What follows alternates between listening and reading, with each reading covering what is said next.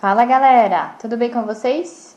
Então bora lá para mais uma videoaula de ciências com a professora Raquel. Na aula de hoje nós falaremos sobre os programas e os indicadores de saúde pública. Para quem quiser acompanhar, nós estamos na página 45 e vamos falar agora sobre os dados, as informações com relação à saúde, né? Como que nós podemos cuidar da saúde, melhor dizendo, o que é saúde. Então, segundo a OMS, né, a Organização Mundial da Saúde, a saúde não é apenas a ausência de doenças, como muita gente acredita, mas na verdade ela vem a ser uma somatória, né? O completo bem-estar físico, social e mental do indivíduo. Então, nisso vai incluir uma série de fatores, tá? Então, a gente sabe que a definição é absolutamente correta, porque várias são as condições que interferem no nosso dia a dia, a fim de que a gente possa se sentir melhor, se sentir bem, se sentir de bem com a vida, né? Então, observem as imagens que eu trouxe e vocês vão compreender esse conceito de saúde, que é um conceito bastante amplo, então não significa apenas ausência de doença. Então, para a gente ter saúde, a gente tem que ter uma alimentação saudável, tem que realizar exercícios físicos, né? Uma atividade física que seja prazerosa e saudável, de acordo com a faixa etária, né? Com as limitações de cada indivíduo. Deve haver um momento de relaxamento, um momento de lazer, isso é muito importante. A ingestão de água potável, certo? Agora vejam as condições opostas ao que nós falamos, né? Um péssimo atendimento de saúde, moradias precárias, desnutrição, nenhuma estrutura para a educação, transporte público precário. Então, essas são as condições que podem interferir no bem-estar e interferir na saúde dos indivíduos. Para os profissionais da saúde, é de extrema importância conhecer o público ao qual deverão ofertar os seus serviços, bem como o tipo de território, as relações da sociedade, as relações afetivas e muitas outras características que poderão contribuir para a eficácia do seu trabalho. Para isso, existem alguns fatores determinantes para conduzi-los aos melhores resultados. E como obter esses dados? A OMS, a Organização Mundial da Saúde, ela trata esses dados como indicadores de saúde, que serão avaliados mediante análises de resultados em pesquisas conduzidas de maneira estratégica para poder avaliar o nível de vida de uma determinada população. Então, quais serão os indicadores de saúde? Como que a gente vai avaliar a saúde de uma determinada população? A gente vai analisar a nutrição, a moradia, o transporte, a segurança pública, a educação, o lazer, o vestuário, o nível de consumo, índice de desemprego e, por fim, pessoal, a ausência de doenças.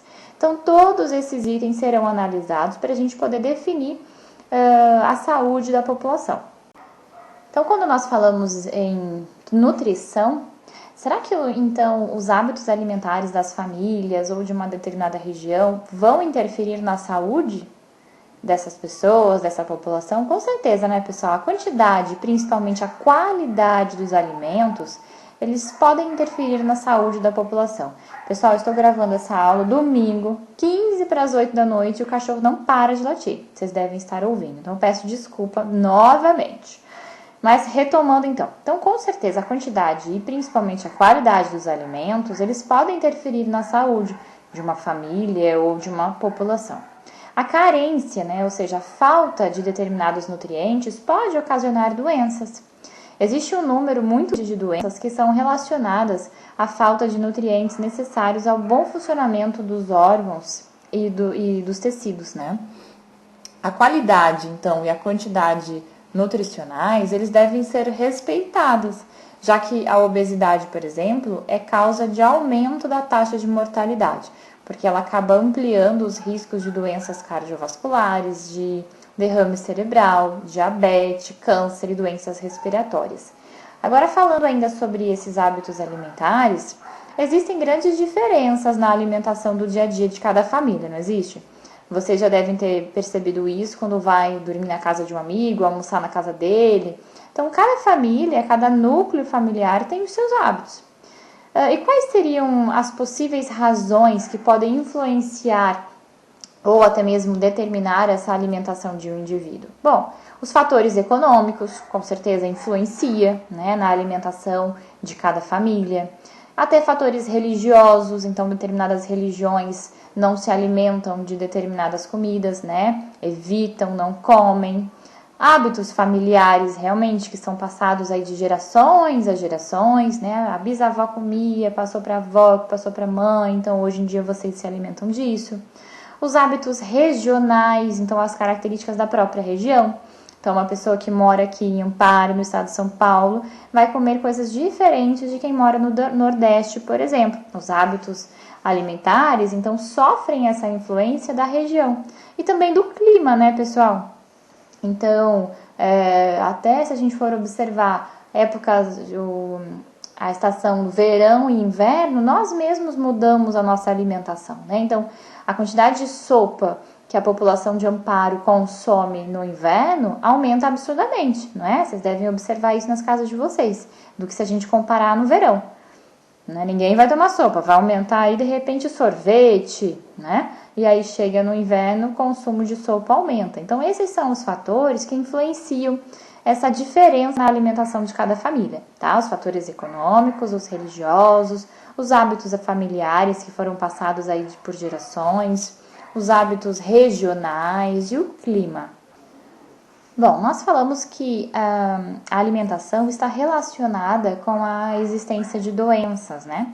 E falando nessas doenças, existem também medidas de higiene pessoal que são muito importantes para a gente reduzir esse índice, essa taxa de doenças. Então, são questões de higiene pessoal, né? Por exemplo, tomar banho utilizando sabonete, lavar os cabelos, escovar os dentes, utilizar roupas limpas, lavar as mãos 2 vezes ao dia, né? São hábitos básicos, né, pessoal? Que a gente precisa adotar diariamente mesmo. E em relação às atividades físicas, será que todos os tipos de atividades são adequadas para qualquer idade? Não, né, pessoal? Cada faixa etária tem a sua atividade física correspondente, ideal para a sua idade. Então, por exemplo, crianças, elas devem fazer atividades aeróbicas como brincadeiras, né? Jogar pega-pega, jogos com bola, andar de bicicleta. As gestantes devem praticar atividades leves, como caminhadas, alongamentos, pilates, hidroginástica. Existem alguns casos que as gestantes até podem fazer atividades mais pesadas, mas isso vai precisar de um acompanhamento médico, né? Da orientação e da liberação do médico. O médico vai dar o ok, tá bom? E os idosos? Atividades para fortalecimento muscular e a manutenção da capacidade cardiorrespiratória. De novo, como caminhadas, hidroginásticas, dança, pilates. Então, vejam, o organismo ele necessita de atividades físicas para manter o bom funcionamento dos órgãos e também para equilibrar o consumo e a queima das calorias ingeridas. Agora a gente vai falar sobre um outro fator que nós já comentamos, que é o desemprego. Né? Estar empregado ou estar desempregado. Será que isso interfere nos indicadores de saúde?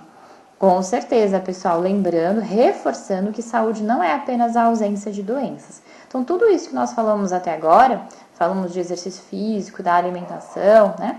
Então, tudo isso está relacionado com ter saúde. E agora, mais um indicador, que é o desemprego.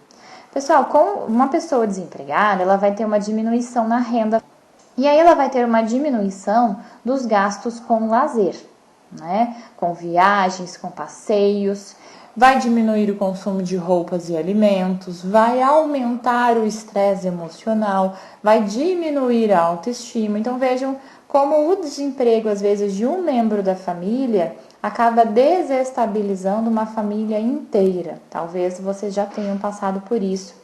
Aliás, nesse momento de pandemia, alguns núcleos familiares estão passando por isso, né? Ou o pai perdeu o emprego, ou a mãe perdeu o emprego, ou eles tiveram uma diminuição salarial, né? Diminuiu a renda. Então, isso interfere na questão emocional da família, na saúde da família mesmo. Diminui a renda, diminui as possibilidades de passeios, de viagens, de comprar roupas, de comprar utensílios, de comprar alimentos que deem prazer a essa família, diminui a autoestima, né, dos membros envolvidos e aumenta o estresse emocional, certo?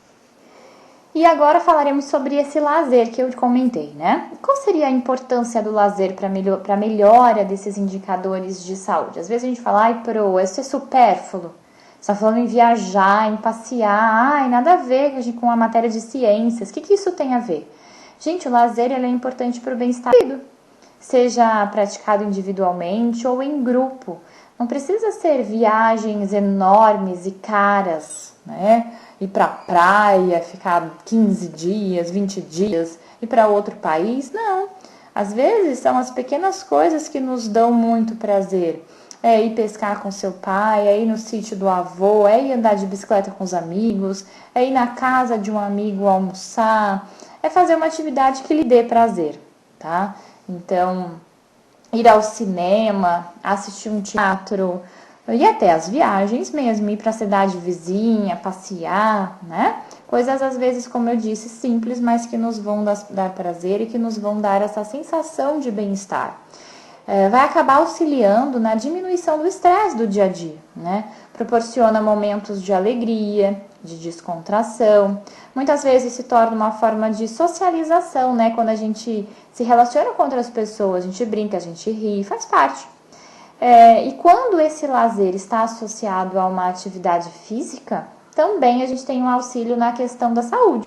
Aumenta, melhor ainda, né? Então, por exemplo, se o seu lazer for andar de bicicleta com os amigos, andar de bicicleta sozinho, se você preferir, andar de bicicleta com seus pais, enfim. Então, a gente está fazendo o lazer associado a uma atividade física. Agora a gente vai falar sobre a expectativa de vida no Brasil. Observem o gráfico e vamos conversar um pouquinho. Por qual ou quais razões a expectativa de vida do brasileiro vem aumentando? Antes de mais nada, o que é a expectativa de vida? Vocês já devem saber, mas vamos relembrar. A expectativa de vida ela corresponde à quantidade de anos, em média, que uma determinada população vive. E esse item é um importante indicador social que serve para avaliar a qualidade de vida de uma população de um determinado lugar.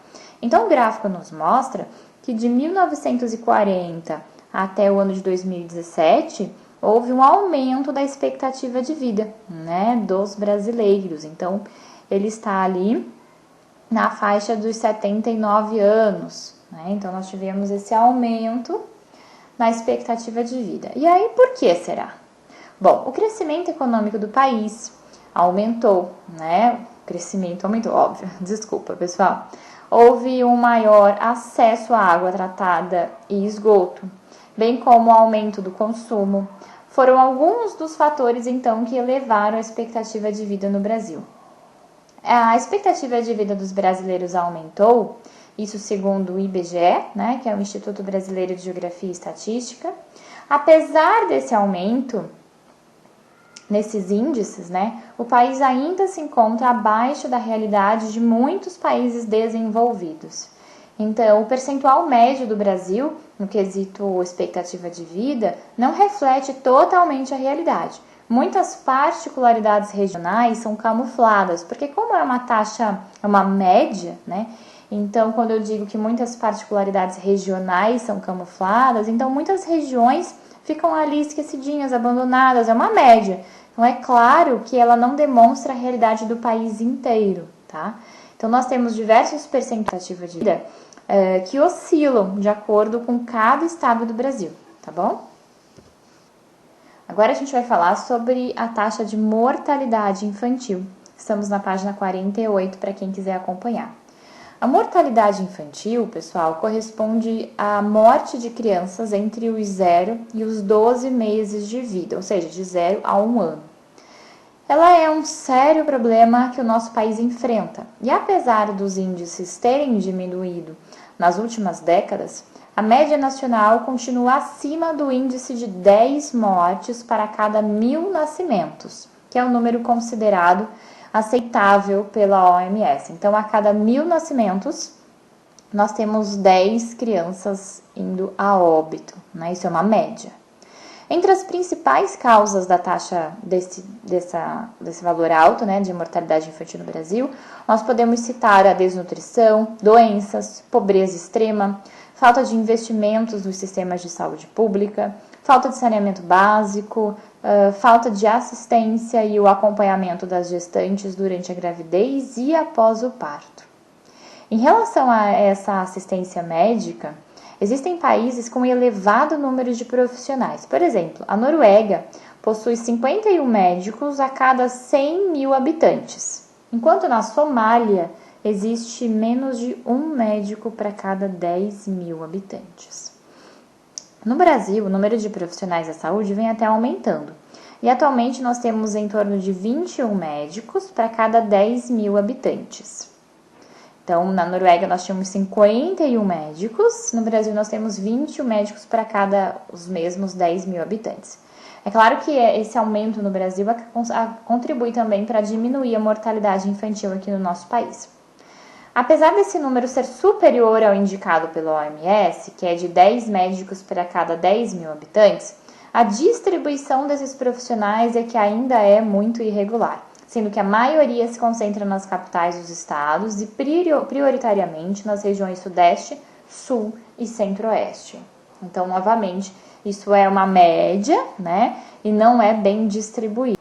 A gente pode relacionar a pobreza extrema à desnutrição, né, e também ao aparecimento de doenças que vão contribuir para o nascimento de bebês prematuros e com baixo peso, os quais representam cerca de 60% a 80% da razão para as mortes logo após o nascimento. Bebês com baixo peso, eles possuem maiores riscos de um probleminha de oxigenação, dificuldade em manter a temperatura no corpo, problemas respiratórios, neurológicos e intestinais. A gravidez de adolescentes também contribui para essas estatísticas, já que muitas dessas jovens não tomam os devidos cuidados durante a gestação.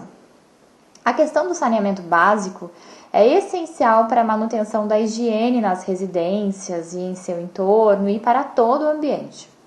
O saneamento básico é uma responsabilidade governamental que abrange o tratamento de água e esgotos, controle da qualidade do ar, coleta e o destino adequado ao lixo, além da limpeza das ruas e outras áreas públicas. Pessoal, em locais onde não há saneamento básico, a mortalidade infantil é maior. Então, aqui nós trouxemos um gráfico, a taxa de mortalidade infantil a cada 1.000 nascidos vivos. Então, em 1940, isso com relação ao Brasil, tá? Em 1940, nós tínhamos uma média ali de 146 mortes a cada 1.000 que nasceram. Em 2017, é o último dado que eu tenho aqui, nós temos 12 mortos a cada 1.000 nascidos. Aqui a gente trouxe uma tabelinha mostrando essa taxa de mortalidade infantil de 2015 por cada região do Brasil, para vocês verem como varia, né? Que a gente tinha comentado como ela é distribuída. Então, a região norte é a região do país onde nós temos a maior taxa, então tem uma morte de 18 a cada 1.000, tá bom? A região nordeste vem em segundo lugar, com 17, mais ou menos 17 mortes a cada 1.000. Região centro-oeste vem em terceiro, com aproximadamente 14 óbitos a cada 1.000 nascidos. Região sudeste tem 10 óbitos a cada 1.000 nascidos. E a região sul apresenta praticamente 10 também, né? Quase 10 óbitos a cada 1.000 nascidos. Sendo assim, pessoal, a gente confirma, né? Reforça que a vida saudável ela está diretamente relacionada a um estilo de vida e não somente a falta de doenças. Vida saudável é uma questão de estilo de vida, porque inclui hábitos de trabalho, de lazer, de higiene, convivência familiar, convivência social. Um estilo de vida saudável ajuda a manter o corpo em ordem e a mente alerta, bem como prevenir diversas doenças, tanto as doenças contagiosas como as doenças crônicas. Para quem não sabe, as doenças crônicas são doenças caracterizadas basicamente por serem doenças que possuem um lento desenvolvimento e uma longa duração. Por exemplo, a asma, a bronquite, rinite, câncer, hipertensão, diabetes. Então, elas duram bastante, tá? Então, uma vida saudável vai nos permitir prevenir, inclusive, as doenças crônicas. Pessoal, notícia boa aí pra vocês, sem tarefa por hoje, ok? Sendo assim, ficaremos por aqui. Até o próximo vídeo. Tchau!